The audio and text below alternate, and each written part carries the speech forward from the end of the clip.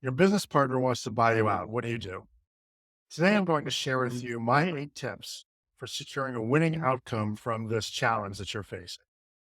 When you receive a buyout, the first thing you need to do is you need to manage your emotions. Being presented with a buyout offer from your partner can be very stressful. Frankly, your feelings might be hurt because you might be feeling rejected. You may feel like your business partner is trying to take advantage of you by buying you out cheaply so that they can make all the money for themselves. There may be some sort of backstory by which you have already have tension with your partners. The most important thing you can do is to do the best that you can to put those emotions aside. And it's not always easy. I can tell you that in my experience, the person that wins negotiations is the one that's able to approach those negotiations like a cold-blooded killer. Second tip is to take your time. Generally speaking, you are not required to sell your shares. If you need time to evaluate the deal properly, to understand what your rights and obligations are, and as I mentioned before, to put your emotions in check, do that. Many times your business partner is going to present you with an offer that has a time component to it. And while you should be mindful of it, I wouldn't necessarily run my life around that time constraint. Generally speaking, the timing portion is there in order to try to compel you to respond. Sometimes it's a tactic that is used in negotiations to limit your ability to gather the information that you need, to create a sense of a fear of missing out, and therefore impair you during the negotiations.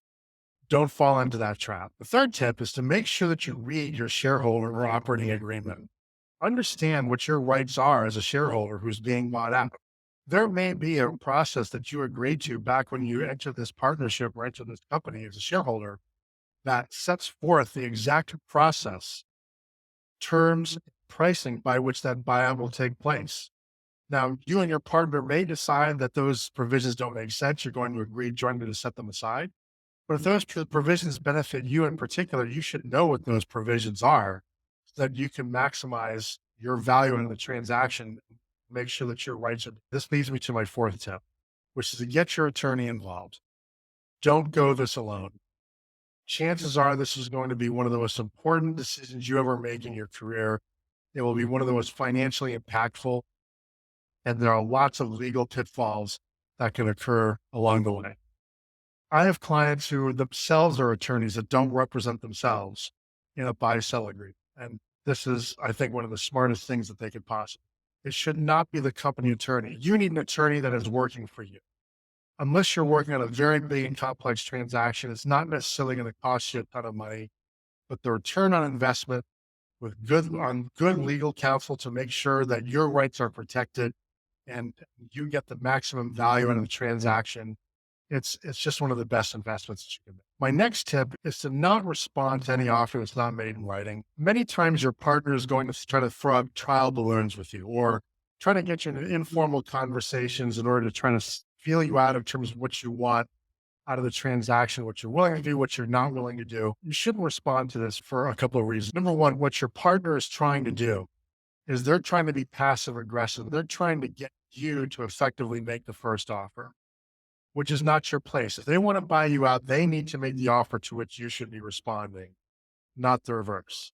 Second, when somebody's hedging about their offer and they're trying to sound you out about the transaction in advance, it means they're not sure of themselves. They're telegraphing that they're unsure about the transaction. They're living in a place of discomfort. And that's something that you can actually use to your advantage. So what you should say is when you're presented with an opportunity to discuss an offer without something in writing, say something on the order of, I really appreciate the fact that you want to buy me out. And I'm sure that you're going to make an offer that is going to be fair and will be consistent with the provisions of our existing agreement. I look forward to seeing something in writing. And that's it. My next tip is to get an independent evaluation done. Just as you need an attorney whose job is to represent you and your interests, you need to have a valuation advisor that is also working for you. And even though that valuation expert is going to work independently, you're going to find it very comforting that you're the one who's paying, that you're going to have the lines of communication open.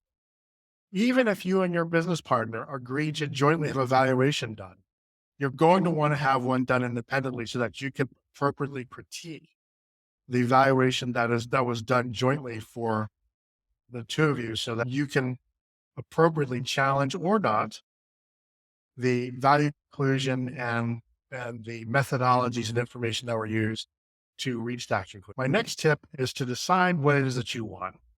It's very hard to negotiate effectively if you don't know what your goal is in the negotiation process in the first place. Maybe you want to sell as quickly as possible. Then you want to make sure that you have some upside in the company afterwards. Maybe you just want to get the most cash that you can out now, and you're not concerned about earnouts, notes, anything of that nature. You just want an all cash payment. You're willing to give up some value to do that. Those and other priorities are all valid, but you have to decide what you want in order to negotiate your way towards that outcome. Finally, be very clear about what you are trying to accomplish in the negotiation. And if you are not willing to be bought out, or maybe your position is you're willing to be bought out, but you're going to be bowled over and off with an offer, say that. It's going to save a lot of time. It's going to save a lot of money on professional fees and save a lot of aggravation. Remember that unless there's something in the agreement that triggers this buy sell that requires you to agree to be bought out, you don't necessarily have to agree to be bought out at all. And in that respect, this often gives you leverage. Make sure that you're using that to achieve your winning outcome. Thanks for watching this installment of Your Business Value. And if you received value from this video, please consider liking and subscribing. And let me know in the comments what topics you would like me to cover next.